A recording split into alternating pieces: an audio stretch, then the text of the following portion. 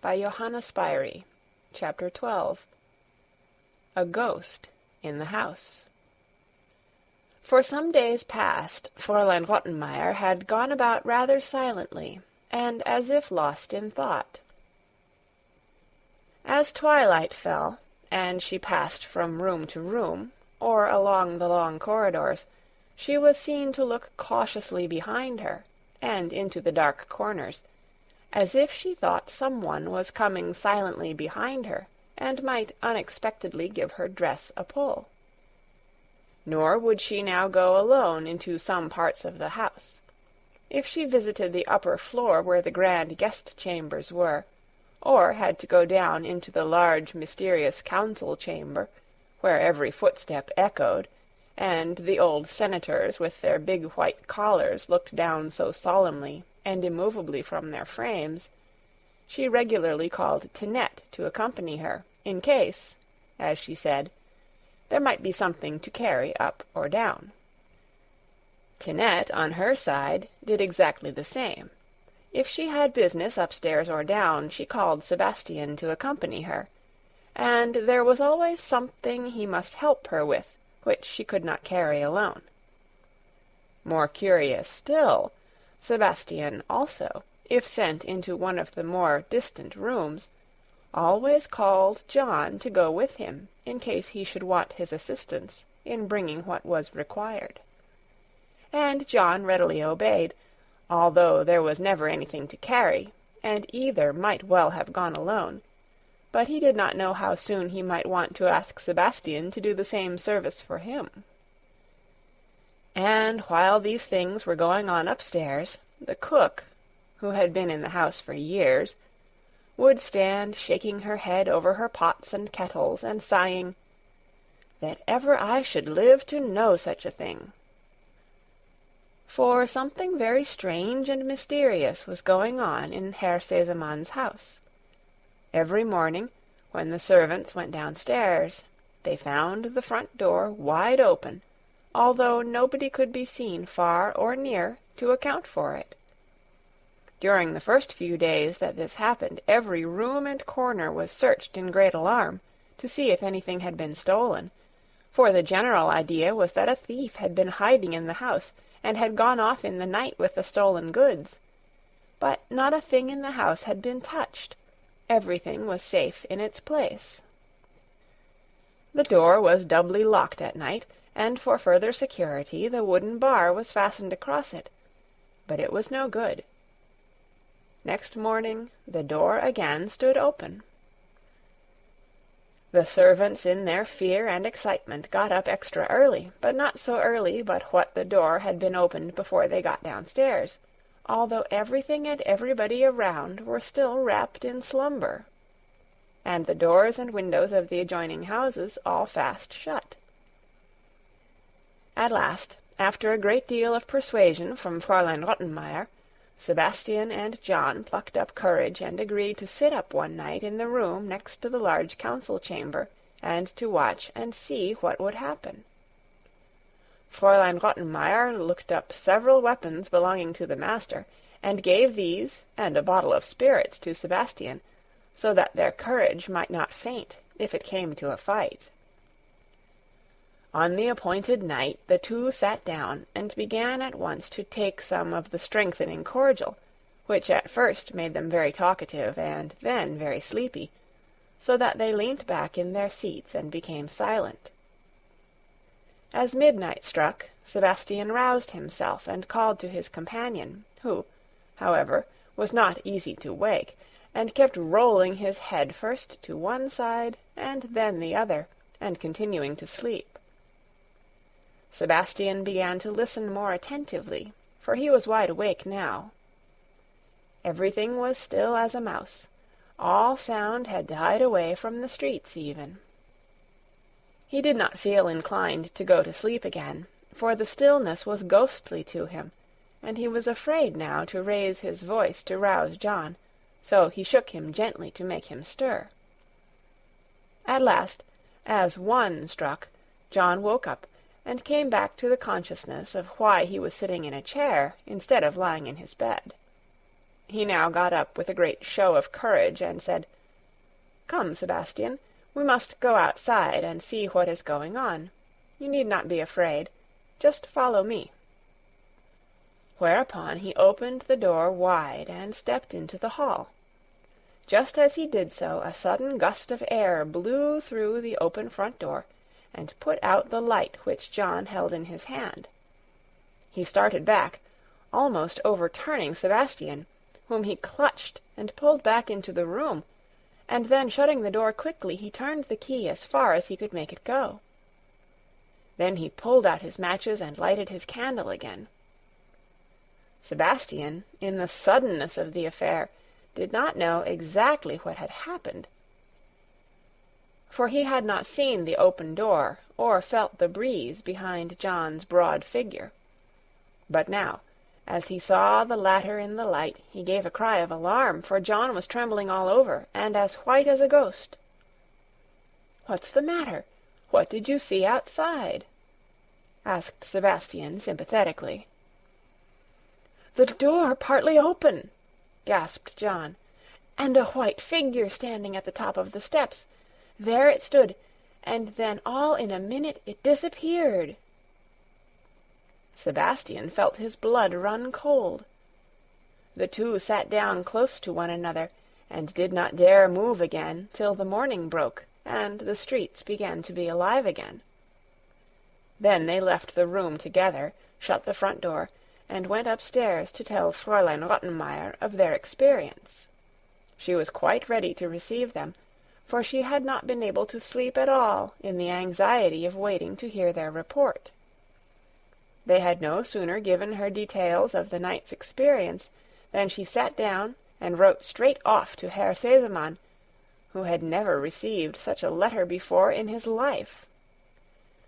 She could hardly write, she told him, for her fingers were stiff with fear, and Herr Sesemann must please arrange to come back at once, for dreadful and unaccountable things were taking place at home.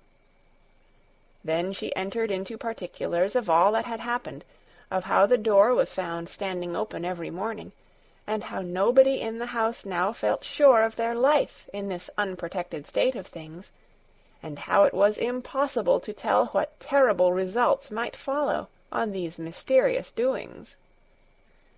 Herr Sesemann answered that it was quite impossible for him to arrange to leave his business and return home at once. He was very much astonished at this ghost tale, but hoped by this time the ghost had disappeared. If, however, it still continued to disturb the household, would Fräulein Rottenmeier write to the grandmother, and ask her if she could come and do something. She, he was sure, would soon find out a way to deal with the ghost, so that it would not venture again to haunt his house. Fräulein Rottenmeier was not pleased with the tone of this letter. She did not think the matter was treated seriously enough. She wrote off without delay to Frau Sesemann, but got no more satisfactory reply from that quarter, and some remarks in the letter she considered were quite offensive. Frau Sesemann wrote that she did not feel inclined to take the journey again from Holstein to Frankfurt, because Rottenmeier fancied she saw ghosts. There had never been a ghost in the house since she had known it, and if there was one now it must be a live one, with which Rottenmeier ought to be able to deal. If not, she had better send for the watchman to help her. Fräulein Rottenmeier, however, was determined not to pass any more days in a state of fear, and she knew the right course to pursue. She had as yet said nothing to the children of the ghostly apparitions, for she knew if she did that the children would not remain alone for a single moment, and that might entail discomfort for herself. But now she walked straight off into the study, and there in a low mysterious voice told the two children everything that had taken place. Clara immediately screamed out that she could not remain another minute alone. Her father must come home, and Fräulein Rottenmeier must sleep in her room at night, and Heidi too must not be left by herself, for the ghost might do something to her. She insisted that they should all sleep together in one room, and keep a light burning all night, and Tinette had better be in the next room, and Sebastian and John come upstairs and spend the night in the hall, so that they might call out and frighten the ghost the instant they saw it appear on the steps. Clara, in short, grew very excited, and Fräulein Rottenmeier had great difficulty in quieting her. She promised to write at once to her father, and to have her bed put in her room, and not to be left alone for a moment. They could not all sleep in the same room, but if Heidi was frightened, why, Tinette must go into her room. But Heidi was far more frightened of Tinette than of ghosts, of which the child had never before heard, so she assured the others she did not mind the ghost, and would rather be alone at night.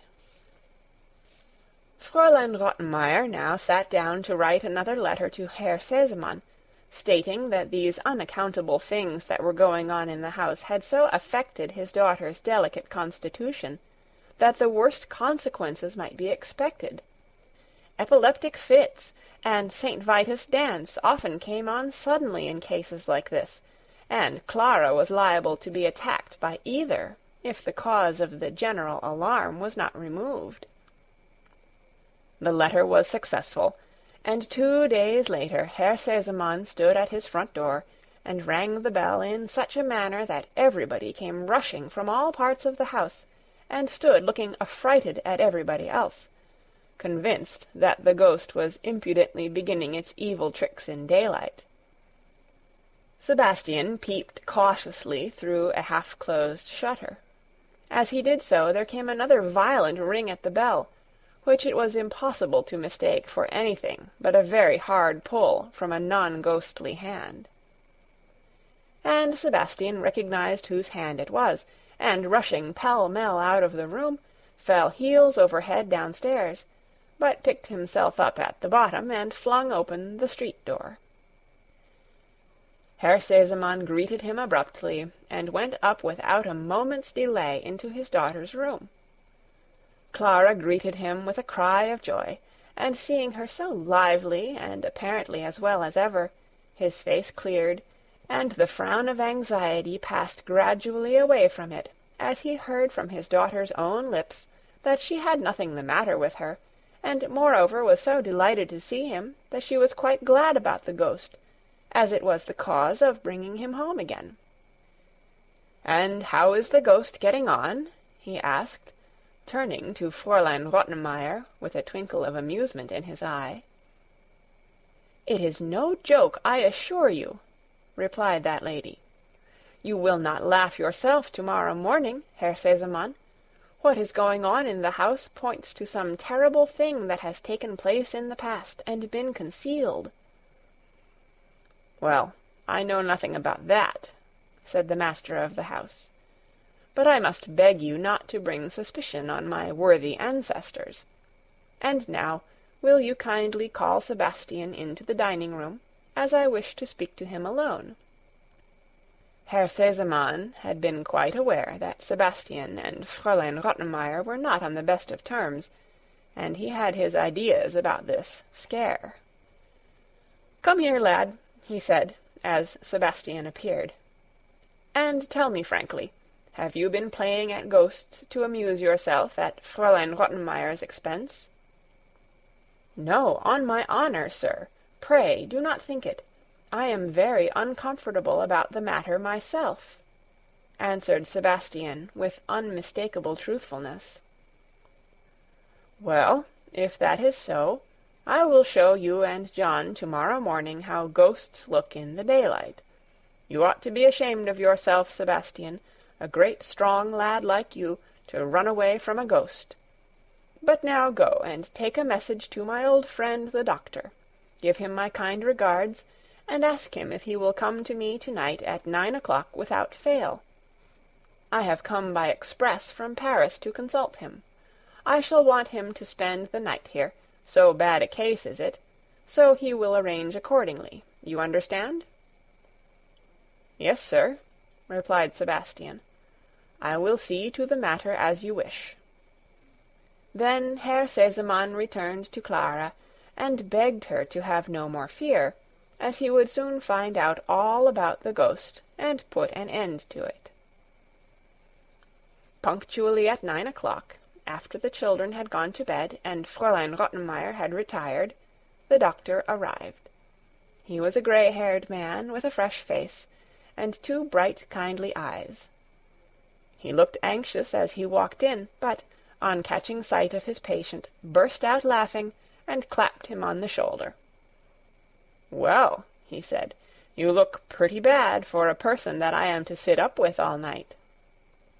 "Patience, friend," answered Herr Sesemann. "The one you have to sit up for will look a good deal worse when we have once caught him." "So there is a sick person in the house, and one that has first to be caught?" "Much worse than that, doctor. A ghost in the house. My house is haunted." The doctor laughed aloud. "That's a nice way of showing sympathy, doctor," continued Herr Sesemann. "It's a pity my friend Rottenmeier cannot hear you. She is firmly convinced that some old member of the family is wandering about the house doing penance for some awful crime he committed." "How did she become acquainted with him?" asked the doctor, still very much amused. So Herr Sesemann recounted to him how the front door was nightly opened by somebody, according to the testimony of the combined household, and he had therefore provided 2 loaded revolvers, so as to be prepared for anything that happened, for either the whole thing was a joke got up by some friend of the servants, just to alarm the household while he was away, and in that case a pistol fired into the air would procure him a wholesome fright, or else it was a thief, who, by leading everybody at first to think there was a ghost, made it safe for himself when he came later to steal, as no one would venture to run out if they heard him, and in that case, too, a good weapon would not be amiss. The 2 took up their quarters for the night in the same room in which Sebastian and John had kept watch.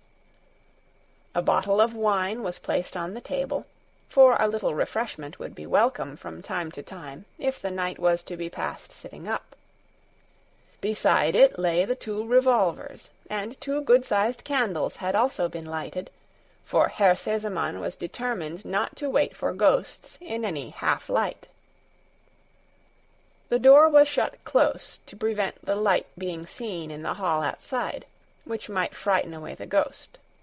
And now the 2 gentlemen sat comfortably back in the armchairs and began talking of all sorts of things, now and then pausing to take a good draught of wine, and so 12 o'clock struck before they were aware. "The ghost has got scent of us, and is keeping away tonight," said the doctor.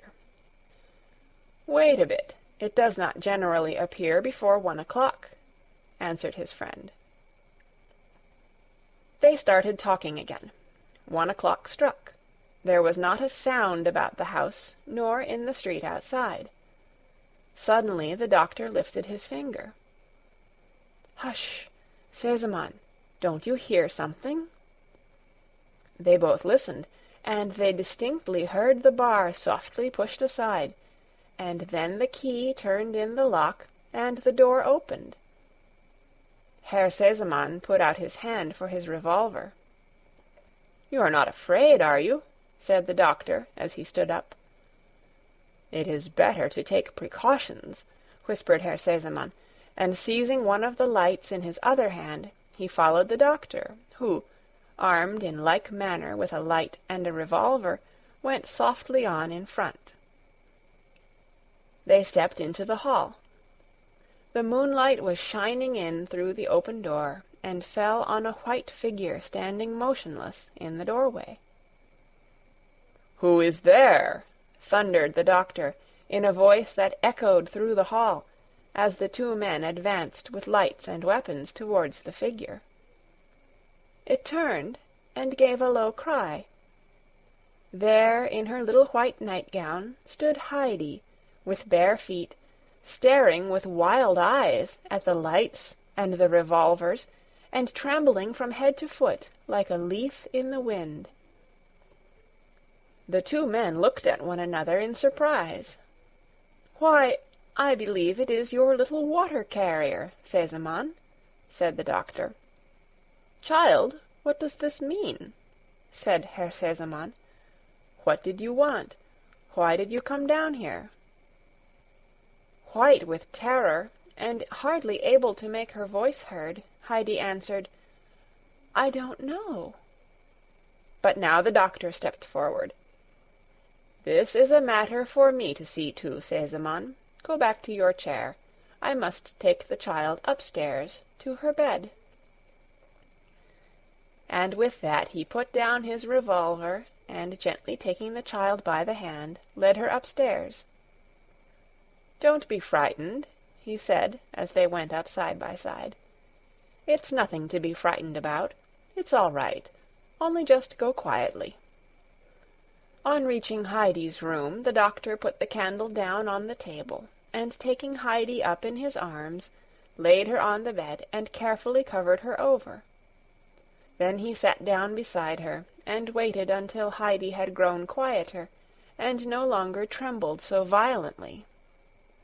He took her hand, and said in a kind, soothing voice, "There, now you feel better, and now tell me where you were wanting to go to."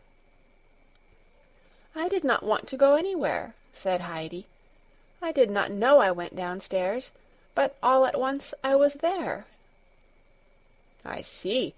And had you been dreaming, so that you seemed to see and hear something very distinctly?" "Yes, I dream every night, and always about the same things. I think I am back with the grandfather, and I hear the sound in the fir-trees outside, and I see the stars shining so brightly, and then I open the door quickly and run out, and it is all so beautiful. But when I wake, I am still in Frankfurt."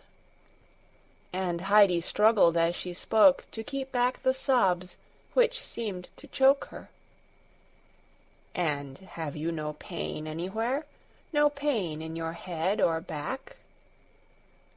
"No, only a feeling as if there were a great stone weighing on me here."